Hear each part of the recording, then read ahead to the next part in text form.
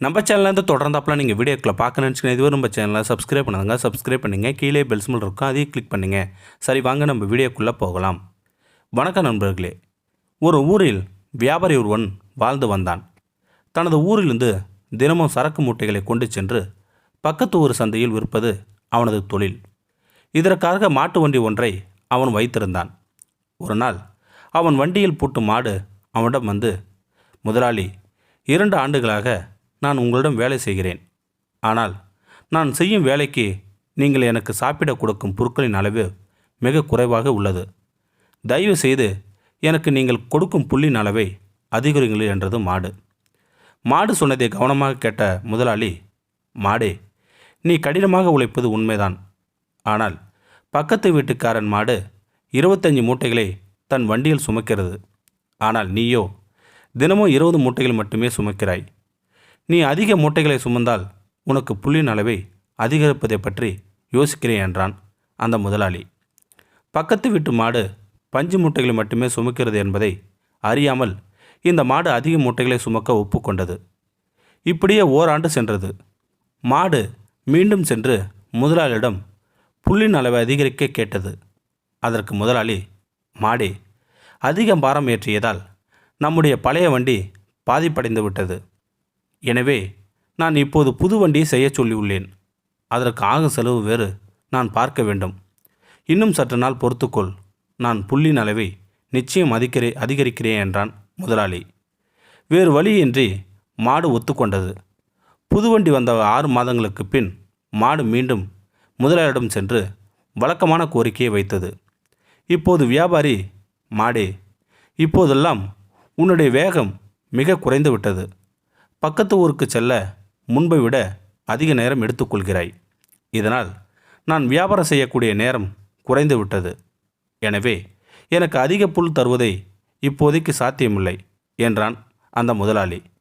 கோபமடைந்த மாடு, முதலாளி, இந்த புது வண்டியின் பாரம் பழைய வண்டியை விட மிக அதிகமாக இருக்கின்றது. இந்த கணத்தை சேர்த்து இழுக்க வேண்டியதாலேயே என்னால் முன்பு போல விரைவாக செல்ல முடியவில்லை என்றது அந்த மாடு. அதற்கு முதலாளி, மாடே, நீ என்ன காரணம் சொன்னாலும் உன்னால் எனக்கு அதிக லாபத்தை பெற்றுத்தர முடியவில்லை. நான் உன்மேல் ஏற்றும் மூட்டைகளின் எண்ணிக்கை வேண்டுமானால் குறைத்து விடுகிறேன். ஆனால் நீ அதிகம் புல் கேட்காதே என்றான் முதலாளி. தன் இத்தனை ஆண்டுகால உழைப்பும் வீணாகிவிடும் என்று பயந்தது அந்த மாடு. வேண்டாம் முதலாளி, நான் எப்படியாவது வேகமாக சென்று உங்களுக்கு அதிக லாபம் பெற்று தந்து விடுகிறேன் என்றது அந்த மாடு. மறுநாள் முதல் மாடு தன் சக்தியெல்லாம் திரட்டி வேகமாக ஓட ஆரம்பித்து விட்டது. மீண்டும் முன்பு எடுத்துக்கொண்ட அதே நேரத்திலே பக்கத்து ஊருக்கு சென்று வியாபாரியை சேர்க்கத் தொடங்கியது அந்த மாடு. ஆனால் மிக கடின உழைப்பால் ஒரே மாதத்திலே நோயுற்று படுத்து கொண்டது அந்த மாடு. வழக்கமாக சாப்பிடும் புல்லை கூட அதனால் சாப்பிட முடியவில்லை. சில நாட்கள் கழித்து முதலாளி, மாடே, உன்னை நல்ல விலைக்கு ஒருவர் கேட்கிறார். அவரிடம் உன்னை விற்றுவிடப் போகிறேன் என்றான் அந்த முதலாளி. நான் இப்போது இருக்கும் நிலைமையில் என்னால் எந்த வேலையும் செய்ய முடியாது. என்னை ஏன் அவர்கள் விலைக்கு கேட்கிறார்கள் என்றது அந்த மாடு. முதலாளி அதற்கு, அவர்கள் உன்னை வேலை செய்ய சொல்லி வாங்கவில்லை. உன்னை கொன்று உன் தோலை எடுக்கவே உன்னை விலைக்கு கேட்கிறார்கள் என்றான் முதலாளி.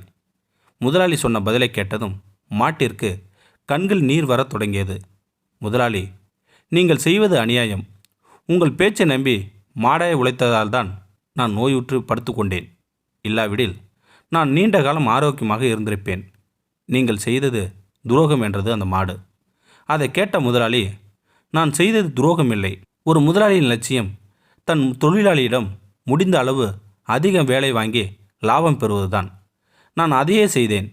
உன்னால் 5 ஆண்டுகளில் சம்பாதிக்க வேண்டிய பணத்தை 3 ஆண்டுகளில் சம்பாதித்து விட்டேன். இப்போது உன்னை விற்பதன் மூலம் பணமும் சம்பாதிக்கப் போகிறேன். என்னுடைய அதிக லாபம் பெறும் நோக்கம் நிறைவேறப் போகிறது. உன்னுடைய ஆசை மூலத்தனமாக்கி கொண்டேன் நான் என்றான் அந்த முதலாளி. நீ முதல் முறையிலே சுதாகரித்து கொண்டதால் தப்பித்து விட்டிருக்கலாம் என்றான் அந்த முதலாளி. மாடு தன் முட்டாள்தனத்தை எண்ணி நொந்து கொண்டது. இதிலிருந்து நம்ம என்ன தெரிஞ்சுக்கிட்டோம்னா, நிர்வாகத்தின் நோக்கம் ஊழியர்களிடமிருந்து எவ்வளவு வேலை வாங்க முடியுமோ அவ்வளவு வேலை வாங்குவதுதான். இதற்காக அவர்கள் பொய்யான வாக்குறுதிகள் தரலாம். பணியாளர்கள்தான் விழிப்புடன் இருக்க வேண்டும்.